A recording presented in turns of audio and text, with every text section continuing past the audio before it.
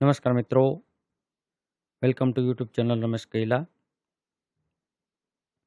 ખૂબ મજાના આપણા વિડીયો સિરીઝ, જેમાં આપણે તમામ પ્રકારના એનવીડીબીસી એટલે કે નેશનલ વેક્ટર બોર્ન કંટ્રોલ પ્રોગ્રામમાં આવતા તમામ આપણે ડિઝીઝ જોયા. અને હવે પછીનો ખૂબ અગત્યનો એવો જ એ છે મેલેરિયા. તો મેલેરિયા આપણા માટે ખૂબ જ અગત્યનો અને ખરેખર સ્પર્ધાત્મક પરીક્ષાની સાચી દિશામાં મહેનત કરવી હોય તો આવા વનલાઇનર પ્રશ્નો જ્યારે આપણે યાદ રાખવા નથી, પણ માત્ર ખૂબ શાંત ચિત્તે આ પ્રશ્નો આપણે જોવા છે, સાંભળવા છે, જેથી કરી અને જ્યારે પેપર હશે ત્યારે પરીક્ષામાં તો જે પરીક્ષાનું પેપર છે એમાં ઓલરેડી જવાબ હશે જ. આપણે માત્ર આપણું સબકોન્શિયસ માઇન્ડ કામ આપે અને આપણને મેમરી રિકોલ કરી દે એટલા પૂરતું જ મર્યાદિત છે. પણ મેમરી રિકોલ ક્યારે થાય? તો જ્યારે તમે શાંત ચિત્તે કોઈ પણ વસ્તુ વાંચી હોય અથવા તો કોઈ પણ વસ્તુ સાંભળી હોય અને એને સબકોન્શિયસ માઇન્ડમાં મૂકી હોય. તો યાદ રાખવાની ઝંઝટમાંથી છુટકારો મેળવો. માત્ર એવું વાંચો કે જેનાથી આપ પરીક્ષામાં આપની મેમરી રિકોલ કરી શકો. તો જોઈએ કેટલીક મેલેરિયાના અગત્યના તથ્યો, અને ખૂબ સરસ મજાનો વિડીયો છે, અંત સુધી નિહાળજો.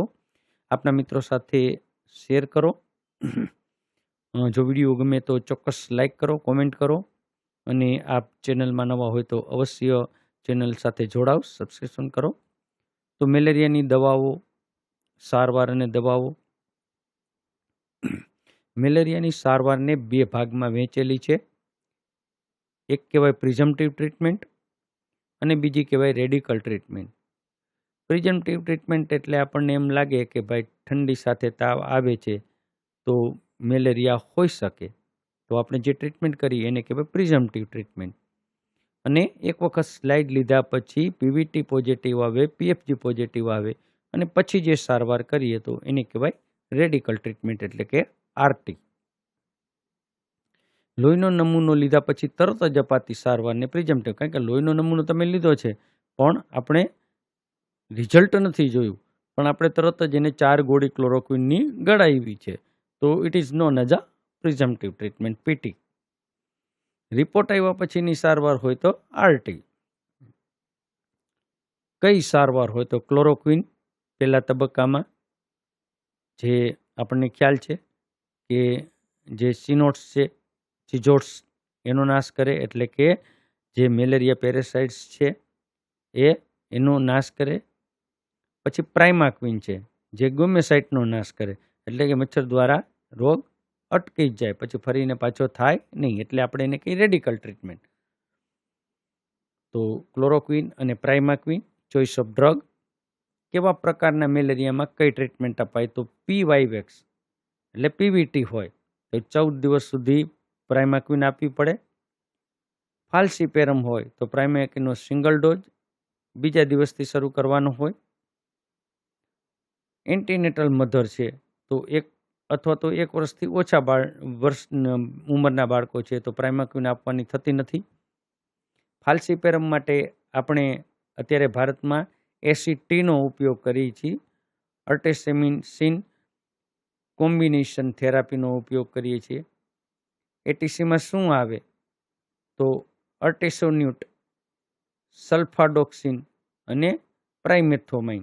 તો આ 3 ગોળીનો એમાં સમાવેશ થતો હોય છે એસીટીમાં. ક્વિનાઇનનો ઉપયોગ બહુ ઓછો થતો હોય. સખત મેલેરિયા હોય, ગર્ભવતી મહિલાના ફાલ્સીપેરમની દવા ન હોય ત્યારે આ ક્વિનાઇન વપરાય. ક્લોરોક્વિન કુલ 3 દિવસ 25 મિલીગ્રામ પર કેજી બોડી વેઇટ. ક્લોરોક્વિન એક ટેબ્લેટમાં 50 મિલીગ્રામનો બેઝ ડોઝ હોય. પ્રાઇમાક્વિન છે એ 2.5 મિલીગ્રામ અને 7.5 મિલીગ્રામ હોય. આ માહિતી જે MPHWની પરીક્ષા આપવાના હશે તેમને મારા કરતાં પણ વધુ હશે, કારણ કે જે ઓલરેડી આ ફિલ્ડમાં કામ કરે જ છે. તો હંમેશા જમીને લેવાની હોય. રિપોર્ટિંગ માટે આપણે કયા ફોર્મ હશે તો form number 1, 2, 3, 4. Form number 1 register of blood slide, જે આપણે બ્લડ સ્લાઇડનો નમૂનો લઈ તેમાં જે વિગત લખીએ કે કુટુંબના વડાનું નામ આ તે. MF2 લેબોરેટરી રજિસ્ટર છે. લેબોરેટરીમાં સ્લાઇડ તપાસ્યા બાદ જે પરિણામ આવે એ નોંધીએ એને આપણે MF2 કહીશું. M3 પોઝિટિવ કેસ રજિસ્ટર હશે તો એમાં પોઝિટિવ કેસ જેમને RT આપવાની છે, રેડિકલ ટ્રીટમેન્ટ આપવાની છે, એનો M3માં સમાવેશ થશે. M4 એટલે કે મંથલી રિપોર્ટ જે તૈયાર કરવાનો હોય એ માસિક અહેવાલ M4માં થશે. M5 PSC લેવલથી તાલુકા અને જિલ્લા લેવલમાં મોકલવાની થતી માસિક રિપોર્ટની માહિતી છે એ M5માં થશે. એવી જ રીતે S1 છે, જે જંતુનાશક દવાઓનો છંટકાવની વિગત ધરાવતું પત્રક હોય તો S1 એટલે સ્પ્રેની કામગીરીનું. S2 એ સ્પ્રે કામગીરીનું માસિક અહેવાલ. તો મિત્રો આવા જ ઘણા બધા મેલેરિયાને લગતા પ્રશ્નો 100% પૂછાતા જ હોય. આ ઉપરાંત જ્યાં કોર્પોરેશનની વાત આવે, કોર્પોરેશનની એક્ઝામની વાત આવે, ત્યાં GPMC એક્ટ ખૂબ જ મહત્ત્વના હોય અને GPMC એક્ટ માટે ઓલરેડી આપણે ટોટલ 13 વિડીયો બનાવેલા છે. GPMC act part 1 to part 13. તો ચોક્કસ તમામ વિડીયો યુટ્યુબ પર પણ અવેલેબલ છે અને જો આપ આ વિડીયોની PDF નિહાળવા માંગતા હોય તો એ પણ માસ્ટરમાઇન્ડ એજ્યુ એપમાં આપને ચોક્કસ મળી રહેશે. અને આ સિવાયના પણ આપણે જે GPMC એક્ટ માટેના નવા વિડીયો ઓનલાઈનર આવા જ બનાવશું. તો ચોક્કસ આ અંગે કોમેન્ટ આપજો. RDT તો રેપિડ ડાયગ્નોસ્ટિક ટેસ્ટ કહેવાય, જે મેલેરિયાનું તાત્કાલિક નિદાન કરવા માટેની વપરાતી કીટ છે. RDT કીટમાં PF માટે HRP2 એન્ટીજન અને PV માટે PLDH એન્ટીજન તપાસવામાં આવે. તો આવું ક્યારેક આપણને પૂછાય તો આપણને ખાલી એક વખત જોયું હોય તમે કે HRP2 PF PLDH તો PLDH એન્ટીજન તો PV, તો પછી આપણને જે પરીક્ષામાં પૂછાતું હોય MCQના રૂપમાં હોય તો ઓટોમેટિક આપણને ખ્યાલ આવી જાય. થિક સ્મિયર કેમાં લેવાય, થિન સ્મિયર કેના માટે હોય? તો પેરાસાઇટ્સની હાજરી તપાસવા માટે થિક સ્મિયર હોય.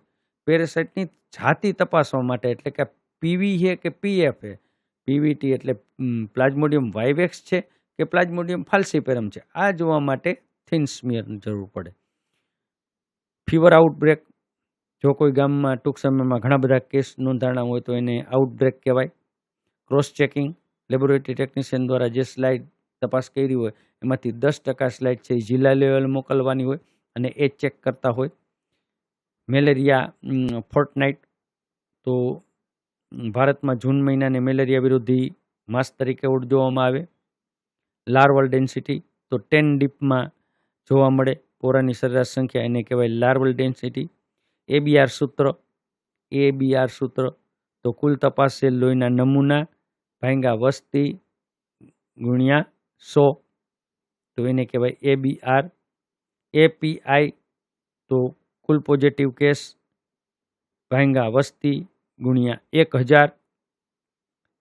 સ્લાઇડ પોઝિટિવિટી રેટ SPR, તો કુલ પોઝિટિવ કેસની સંખ્યા ભાંગ્યા તપાસેલ સ્લાઇડ ગુણ્યા 100. મેલેરિયા તાવના ત્રીજા સ્ટેજમાં શું હોય? તો 3 સ્ટેજ જે મેલેરિયાના હોય એમાં કોલ્ડ, હોટ અને સ્વેટિંગ, ઠંડી લાગે, તાવ આવે અને પરસેવો વળીને તાવ ઉતરી જાય. મેલેરિયાના કેસમાં શું મોટું થાય? તો સ્પ્લીન મોટી થાય, બરોડ મોટી થાય. બ્લેક વોટર ફીવર કેમ કહેવાય? તો ફાલ્સીપેરમ મેલેરિયા છે એમાં મોટા ભાગે RBC છે એ બ્રેકડાઉન થતા હોય એટલે પેશાબનો કલર કેવો? ઘણી વખત કાળો આવે, તો એને બ્લેક વોટર ફીવર પણ કહેવાય. કિમોપ્રોફાઇલેક્સિસ, મુસાફરો કે લશ્કરી જવાનો મેલેરિયા વિસ્તારમાં આવતા પહેલા જે કંઈ આપણે ક્લોરોક્વિન આપીએ તો એને કહેવાય કિમોપ્રોફાઇલેક્સિસ. હાઈ રિસ્ક વિસ્તારમાં ગર્ભવતી મહિલાને મેલેરિયાથી બચાવવા માટે IPTP પદ્ધતિ વપરાય, યાદ રાખો IPTP પદ્ધતિ. લાર્વિસાઇડિંગ એટલે કઈ પદ્ધતિ? તો પાણીમાં જંતુનાશક દવા નાખી અને પોરાનો નાશ કરવાનું અબેટ કહેવાય. ડેન્ગ્યુ શોક સિન્ડ્રોમ આવી ગયું, પ્લેટલેટ કાઉન્ટ પણ આપણે ઓલરેડી ડેન્ગ્યુમાં જોયું. એડિસ મચ્છર છે એ પણ આપણે ઓલરેડી જોયું. BI બ્રિટ્યુ ઇન્ડેક્સ, તો 100 ઘર તપાસેલા ઘરોમાંથી કેટલા પાત્રમાં એડિસના પોરા આપણને મળ્યા છે એને કહેવાય BI બ્રિટ્યુ ઇન્ડેક્સ. મેલેરિયામાં લોહીનો નમૂનો લેવા માટે ડાબા હાથની રિંગ ફિંગર પસંદ કરવામાં આવે. મેલેરિયાના દર્દીનું નામ લખવા માટે લીડ પેન્સિલનો ઉપયોગ કરવામાં આવે. સ્લાઇડ બનાવતી વખતે લોહીના ટીપા પર સ્પિરિટ ક્યારે લગાડવું જોઈએ નહીં તો મેલેરિયા પેરાસાઇટ દેખાય નહીં. લિસ્મેન સ્ટેઇન અને ગિસ્મા સ્ટેઇન એ શું છે?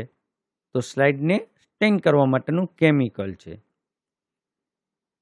નેશનલ કક્ષાએ જે મેલેરિયા નિયંત્રણ માટે જે ઇન્સ્ટિટ્યૂટ છે જેને કહેવાય national institute of malaria research, તો ક્યાં આવેલું છે? તો દિલ્હી ખાતે આવેલું છે.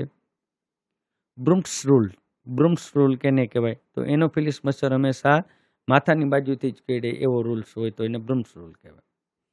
તો દરરોજે MPHW 50 થી 60 મિનિટ સર્વેની કામગીરી કરવી જોઈએ જેથી કરી અને મેલેરિયા અટકાવી શકાય. આ તમામ વસ્તુઓ છે મિત્રો તે તમને માસ્ટરમાઇન્ડ એજીવ એપમાંથી મળશે. તો વિડીયો પૂરો કરી તુરત જ પ્લે સ્ટોરમાં જઈ અને માસ્ટરમાઇન્ડ એજીવ એપ ડાઉનલોડ કરો. ANM FHW MPHSI સ્ટાફ નર્સના તમામ ગૌણ સેવા પસંદગીના જૂના પ્રશ્નો આપને મળી રહેશે. સ્ટાફ નર્સ માટે એમ્સ, સિમ્પર, RRB, DSSSB ના પણ પ્રશ્ન પેપર મળી રહેશે અને ડિસ્ક્રિપ્શન સાથે જવાબ પણ મળી રહેશે. ANM GNM માટેના ફર્સ્ટ યર સેકન્ડ યર અને first year second year third યરના તમામ પેપર સોલ્યુશન ગુજરાત નર્સિંગ કાઉન્સિલમાં પૂછાયેલા 2015 થી 2026 સુધીના તમામ પેપર સોલ્યુશન પણ મળી રહેશે. કોઈ આપણા ફ્રેન્ડ સર્કલમાં હોય, કોઈ મિત્ર મંડળમાં હોય તો ચોક્કસ જાણ કરો. કોઈ PBBSc, BSc કે MSc કરતા હોય તો એ પણ માસ્ટરમાઇન્ડ એજીવ એપમાં આપણે સૌરાષ્ટ્ર યુનિવર્સિટીના છેલ્લા 5 વર્ષના પેપર પણ ઉપલબ્ધ છે. આ ઉપરાંત માસ્ટરમાઇન્ડ એજીવ એપમાં ગુજરાતી ગ્રામર, અંગ્રેજી ગ્રામર, તાર્કિક પ્રશ્નો પણ ઉપલબ્ધ છે. આ એપમાં દરરોજ 25 માર્કની ટેસ્ટ રાખવામાં આવે છે. ટેસ્ટમાં તમે તમારું પોતાનું નોલેજ તપાસી શકો છો. માત્ર એક એપમાં આપણને ઘણું બધું સાહિત્ય મળી શકે અને જે પરીક્ષા માટે પર્યાપ્ત સાહિત્ય મળી શકે તો આજે જ ડાઉનલોડ કરો માસ્ટરમાઇન્ડ એજીવ એપ.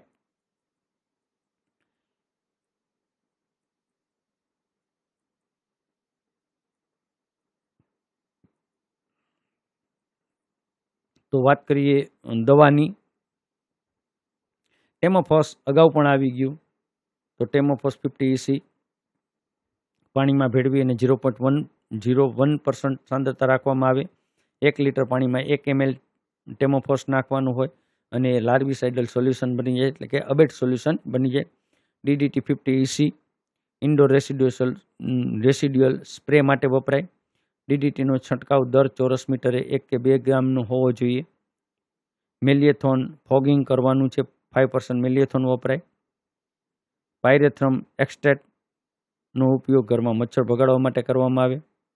અબેટ આપણે અગાઉ જોયું. ટેમોફોમ પાણીના ટાંકીમાં નાખી શકાય.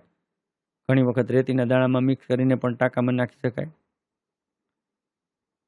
ફેન્થિયોન આ દવા ગંદા અને દૂષિત પાણીમાં ક્યુલેક્સ મચ્છરનો નાશ કરવા માટે વાપરી શકાય.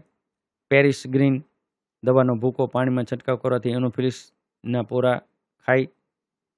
MLO મોસ્કિટો લાર્વિસાઇડલ ઓઇલ જે પાણીમાં નાખીએ તો ઉપર જે પાણીના પોરા શ્વાસ લેવા આવતા હોય તો શ્વાસ ન લઈ શકે. ફિલ્ડમાં આપણે જે કામગીરી કરવાની છે, સર્વેલન્સ કરવાનો છે, જેમાં એક્ટિવ સર્વેલન્સ છે, પેસિવ સર્વેલન્સ છે, માસ સર્વેલન્સ છે, કોન્ટેક્ટ સર્વેલન્સ છે, ઇન્ડોર રેસિડ્યુઅલ સ્પ્રે છે. સ્પ્રે છાંટવા માટેનો પણ 6 ફૂટની ઊંચાઈથી વધારે હોવો જોઈએ, 2 મીટરથી. છંટકાવ કરતી વખતે નોઝલ દિવાલથી 18 ઇંચ અથવા તો 45 સેન્ટીમીટર દૂર રાખવી જોઈએ. ફોગિંગ હંમેશા પવનની દિશામાં વહેલી સવારે કે મોડી સાંજે જ કરવું જોઈએ. રિસોર્સિસ રિડક્શન એટલે કે નકામા ટાયર, ડબ્બા, ફૂલદાની વગેરેનો નિકાલ કરવો જોઈએ. લોહીના નમૂનાની વાત કરીએ તો 20 થી 30 મિનિટ સુધી હવામાં સુકાવી દેવો જોઈએ. JSB એટલે જસવંતસિંહ ભટ્ટાચાર્યજી જે JSB સ્ટેનનો ઉપયોગ થાય વધારે. Thick smear, thin smear already આપણે જોઈ લીધું. ફિક્સ કરવા માટે મિથાઇલ આલ્કોહોલ વપરાય. ઇમર્જન ઓઇલ વપરાય માઇક્રોસ્કોપમાં જોવા માટે. PFના કણો જોવા હોય તો મોરિયર્સ ડોટ્સ જોવા મળે. PV હોય તો સ્કુફર્ન્સ ડોટ્સ જોવા મળે. RDT કીટ, આ કીટ આપનું પરિણામ 20 મિનિટમાં તરત જ RDT કીટ હોય તે ઇન્સ્ટન્ટ આપણને ડાયગ્નોસિસ કરીને આપે. ગપ્પી અને ગંબુસિયા માછલી વિશે પણ આપણે જોઈ લીધું. સેનફ્લાય વિશે પણ આપણે કાલાજારમાં જોઈ લીધું. હાર્ટિક KFD જે કૌશોનોર ફોરેસ્ટ ડિઝીઝ અથવા તો વાંદરામાં જે તાવ ફેલાય એ. રેડ ફ્લી પણ આપણે જોઈ. જળાશયમાં જળકુંભી મોસ્કિટો હોય એ પણ આપણે મોન્સોનોઇડ જે મોસ્કિટો છે જે મોટાભાગે વનસ્પતિમાં થતા હોય. LLIN લગભગ બધા જ પ્રોગ્રામમાં આપણે જોઈ. Long lasting insecticidal nets. Urban malaria scheme already 1971માં શરૂ થઈ. National framework from malaria elimination, આ ભારતનો લક્ષ્યાંક 2027માં મેલેરિયા નાબૂદ કરવાનો અને 30 સુધીમાં મુક્ત કરવાનો છે. NVDB કાર્યક્રમ આપણે NVDBCP તો ઓલરેડી જોઈ જ લીધું છે કે જેમાં 6 રોગ મેલેરિયા, ડેન્ગ્યુ, હાથીપગો, કાલાજાર, ચિકનગુનિયા અને જાપાનીઝ એન્કેફેલાઇટિસનો સમાવેશ થાય. તો આ હતા કેટલાક મેલેરિયા અંગેના તથ્યો. અને મિત્રો, એકવાર જુઓ વિડીયો, 2 વાર જુઓ, 100% તમને યાદ રહેશે. ખૂબ સરસ મજાના વન લાઇનર ક્વેશ્ચન જેમાં મેલેરિયા વિશેની તમામ માહિતી આવી જશે. ખૂબ ખૂબ આભાર. ધન્યવાદ.